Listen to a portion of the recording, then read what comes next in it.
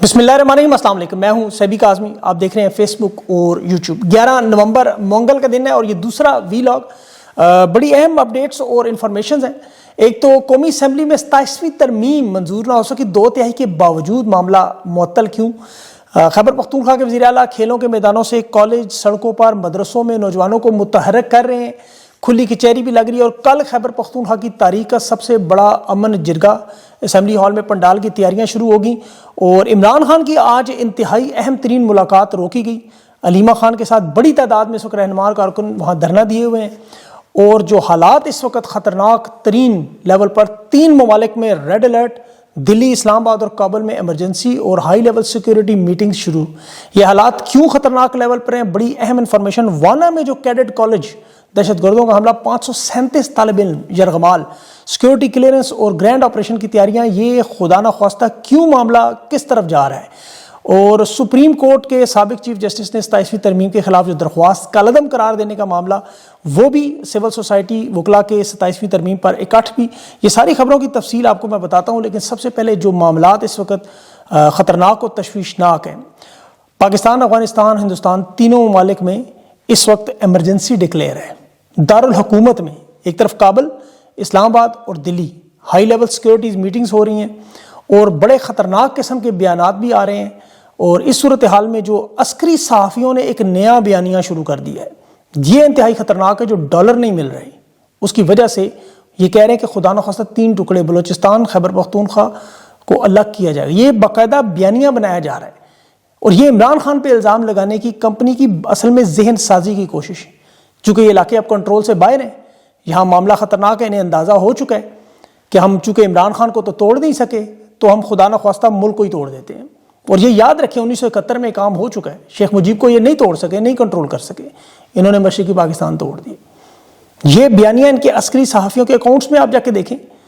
अब अल्लाह ने चाहा तो पाकिस्तान का तो इंशाल्लाह 1 इंच भी इधर उधर नहीं हो सकता, क्योंकि इमरान खान इन चारों सूबों समेत पाकिस्तान का सबसे मकबूल तरीन रहनुमा, वो मुल्क को जोड़ने वाला है।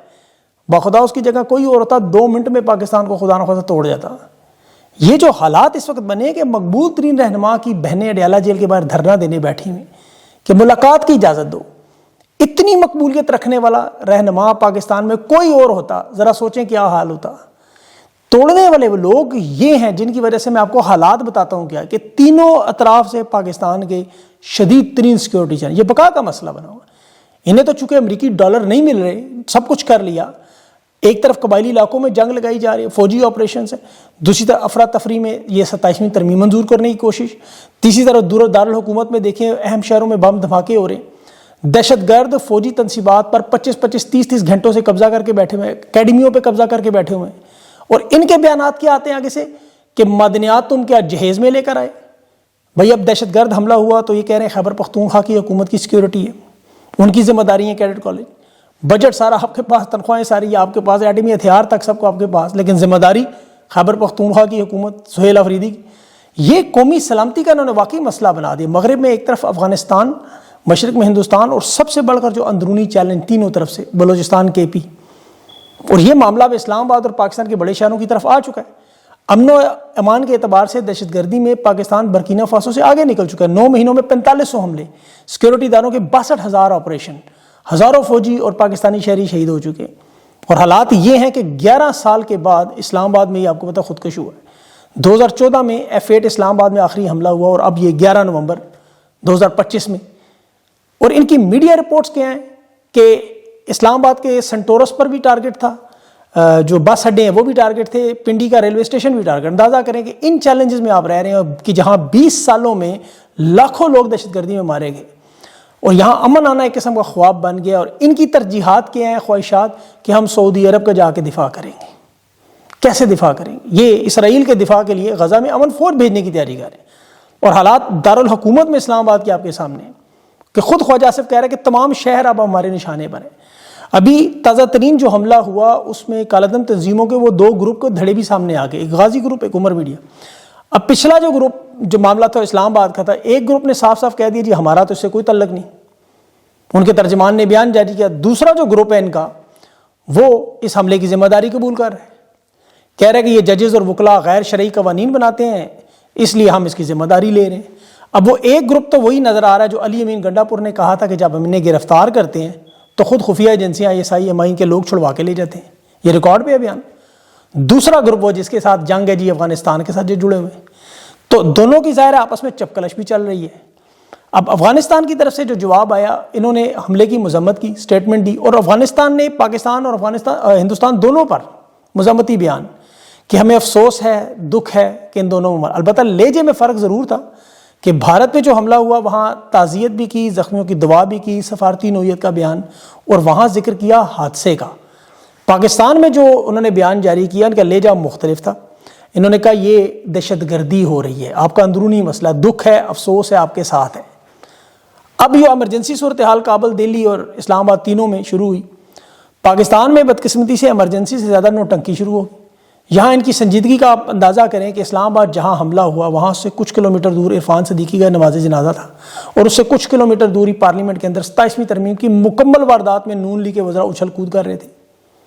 انہیں ملک کے دفاع کی کوئی فکر نہیں، ورنہ پارلیمنٹ کے اندر ان معاملات پہ بات ہونی تھی۔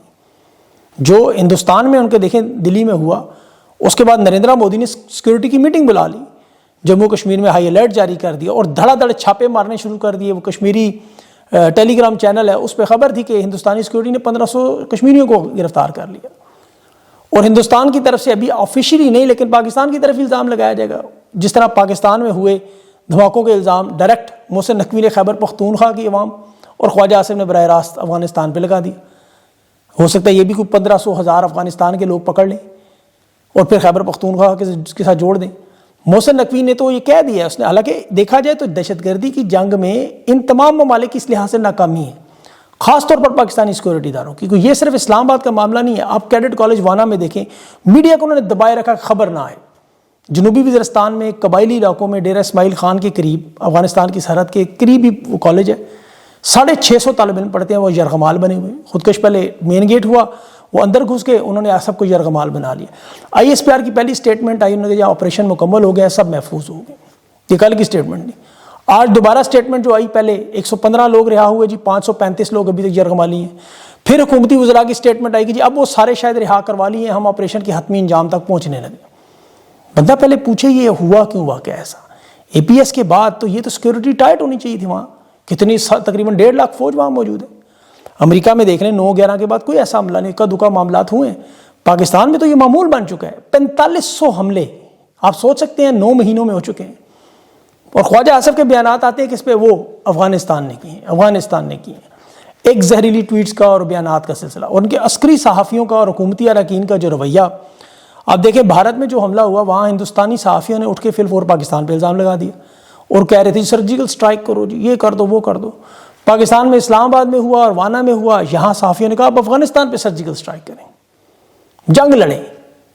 افغانستان کہہ رہا ہے آپ کا اندرونی معاملہ ہے، افغانستان کہتا ہے آپ کا یہ فالس فلیگ آپریشن ہے، آپ ہمارے ساتھ جنگ کرنے کا بہانہ ڈھونڈ رہے ہیں تاکہ آپ کو امریکہ سے ڈالر ملے، ڈالر آپ کو کہیں اور سے نہیں مل رہے، آپ اس لیے کر رہے ہیں، بگرام ایئر بیس کے لیے کر رہے ہیں۔ پاکستان کے جو ہمارے صحافی ہیں مین سٹریم کے، وہ ہندوستان پہ حملوں کو فالس فلیگ کہتے ہیں کہ یہ وہاں وہ ہم سے جنگ کرنے کی کوشش کر رہے ہیں، بہانہ ڈھونڈ رہے ہیں۔ لیکن دہشت گردی کا مسئلہ پوری دنیا کا ہے، یہاں چونکہ اسے استعمال کیا جاتا ہے گڈ بیڈ پالیسی میں، اور افسوسناک معاملہ دیکھیں خواجہ سے پارلیمنٹ میں کھڑا ہو کے اقرار کر رہا ہے کہ 1980 میں ہم نے نوجوان بچوں کو مدرسوں میں جہادی بنا کر بھیجا، اور یہی الزام بھارت لگاتا ہے، یہی الزام نواز شریف نے فوج پہ لگایا ممبئی حملوں پہ۔ اب ایسے بیانات کیا آپ کو بھارت کے وزیر دفاع کے نظر آئیں گے؟ کبھی افغانستان کی کسی حکومت کا نظر آئے کہ ہم ایسا کر رہے ہیں یا ہمارا یہ معاملہ تھا؟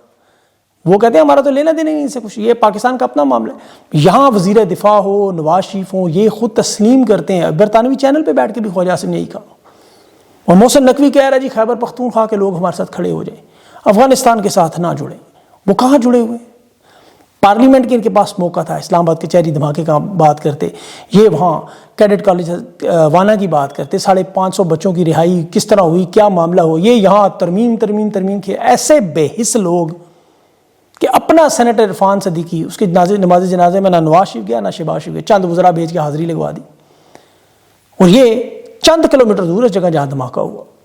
سہیل آفریدی نے آج اس کو محسن نقوی کو جواب دیا، اس نے کہا بھائی ہماری مساجد پہ تو روز حملے کرتے ہو، ہمارے گھروں کے اندر بیٹھے ہوئے آپ ڈرون مارتے رہتے ہیں، ہم تو یہ دہشت گردی کا شکار ہیں، ہم تو اسی لیے امن کا جرگہ بلا رہے ہیں، کوشش کر رہے ہیں، یہاں آپ کیا کر رہے ہیں؟ تاحیات مدت ملازمت، استثناء، مراد، عدالتوں کو قابو، عمران خان کو مینج، تحریک انصاف کو توڑنا.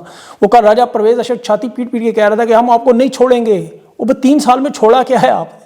بندہ ان سے پوچھے کہ یہ تحریک انصاف کے ان لوگوں کو کمپرومائز کر جن کا ایک بندہ ٹوٹا.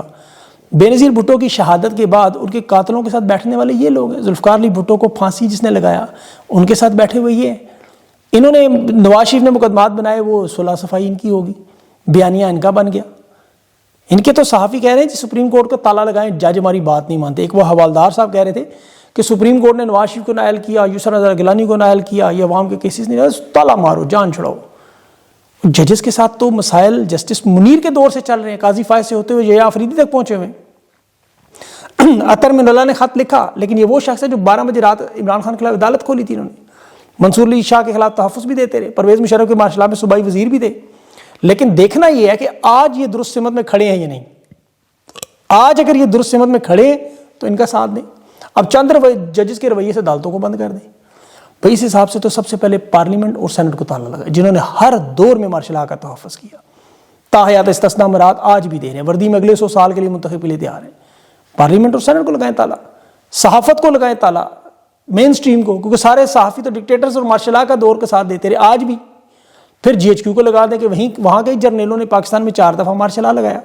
فوج ساری بند کر دیں کہ جی چند جرنیل چونکہ بد کردار تھے. لیکن یہ منافقت کی واردات ہے، اسے ذرا آپ غور سے سمجھا کر ان کی واردات ہے. ٹیکنیکل گیم کھیلتے ہیں. خواجہ آصف کہتا ہے کہ میرا باپ ضیاء اللہ کی مجلس شورا کا حصہ تھا جس نے 8ویں ترمیم میں مدد کی، مارشل لا کی حمایت کی. اور کہتا ہے میرا باپ چونکہ اسے پتہ ہی نہیں تھا وہ غلط کر رہا ہے یا صحیح. اسی طرح اپنے آپ کا کہہ رہا ہے کہ آج مجھے بھی نہیں پتا کہ میں صحیح کر رہا ہوں یا غلط. 40 سال کے بعد پتا چلے. نہیں خواجہ صاحب، 40 سال تو شاید آپ کی عمر نہ بچے.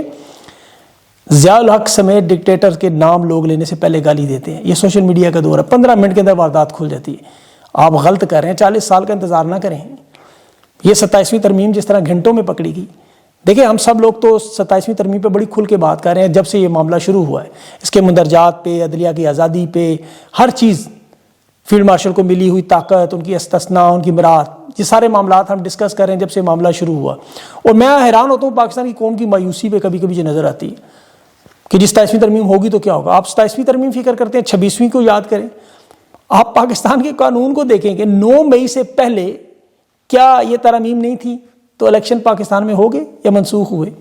9 مئی سے پہلے آپ دیکھیں وزیر آباد خان پہ قاتلانہ حملہ ہوا، کیا FIR ہوئی قانون میں؟ ان ترامیم سے کیا بھائی FIR ہو جائے گی؟ نہیں. قاضی فائز نے ان ترامیم سے پہلے سپریم کورٹ میں بلے کے نشان چھینے آپ سے.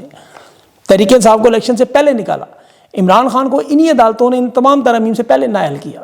اس سسٹم نے 300 سے زیادہ مقدمات بنائے. خان کے بھانجے کو ملٹری میں جو عدالت میں 10 سال سزا اور باقی لوگوں کو ہوئی، یہ ان ترامیم سے پہلے ہو گئی تھی. پاکستان کے لوگوں گھنٹہ بھی فرق نہیں پڑتا. یہ میں آپ کو حقیقت بتا رہا ہوں.